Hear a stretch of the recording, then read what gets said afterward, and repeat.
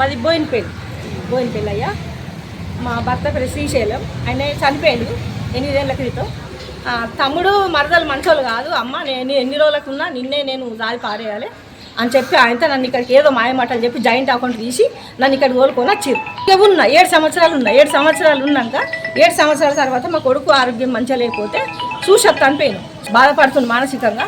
ఇక నా కొడుకు దగ్గరనే ఉంటా అన్నట్టుగా నేను ఆయన దగ్గరనే ఉన్నా. ఇప్పుడు 1.5 సంవత్సరం అవుతుంది, అక్కడనే ఉంటున్నా. బంగారం ఇస్తలేదు. బంగారం 9 తులాల బంగారం ఉన్నది. ఇక్కడనే ఉన్నా కదా అని చెప్పి దాచి పెడతా అంటే ఇచ్చినాక ఆ బంగారం ఇవ్వమంటే బంగారం ఇస్తలేదు. నాకు కొత్త రోగాలు నాకు వస్తున్నాయి. నాకు ఇప్పుడు ఆపరేషన్ చేసుకోవాలంటే నా కొడుకు పరిస్థితి మంచిగా లేదు. వాని దగ్గర లేవు, నా దగ్గర లేవు.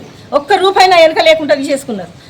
మరి నేను ఎట్లా చేసుకోవాలి? నాకు పైసలు ఉండి కూడా నేను ఎక్కడికి పోవాలి? చచ్చిపోవన్నా ఇట్లా అనుకొని కలెక్టరు, పోలీస్ టౌను, కోట్ల ఎక్కడ కుల సంఘంలో ఎక్కడ పెట్టినా కూడా మా కోట్ల కేసు ఉంది.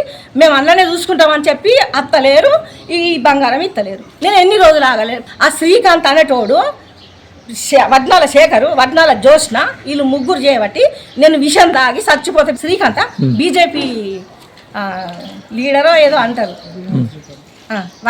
దుమాల శ్రీకాంత్. ఇగో వీళ్ళ ముగ్గురు పేరు మీద నాకు ఎక్కడికైనా న్యాయం జరుగుతలేదు. మరి నేను ఎట్లా బతకాలి? గంతే అయ్యా. ఇప్పుడు చెప్పినా కదా గంతే. ఇట్లా కష్టపెట్టుకుంటారు, ఈమంటే ఇస్తలేరు. నా పైసలు నాకు రావాలి, నా బంగారం నాకు రావాలి. నాకు న్యాయం జరుగుతూనే నేను ఇక్కడ ఉంటా. ఇక్కడ నాకు న్యాయం జరగాలి. లేకపోతే నేను కొట్టింది ఒకనాడు ఇవన్నీ తీసుకున్నది, ఒకనాడు పట్టవాటి లొల్లి పెట్టి వెళ్ళగొట్టి నీకు ఇచ్చేసి నిన్ను వదిలించుకుంటా పోని అన్నది. అట్లా అన్న మనిషి మరి నా ఆస్తి నాకు వారేయాలి కదా. నేను పోతాను, నీ దగ్గరికి రాను కదా నేను. మరి అట్లన్న మనిషిని ఇంకా ఈ రోజు వరకు కూడా బంగారం నీ దగ్గరనే పెట్టుకున్నావు, పైసలు తీసుకున్నావు, నాకు బతుకుదేరు లేకుండా చేసినావు, నాకు కడుపు మీద కొట్టినావు. నేను తెల్లారితే పొద్దుకుతే నేను నా మానసిక వ్యాధితోటి నేను కుంగిపోతున్నా. నేను ఎంతో బాధ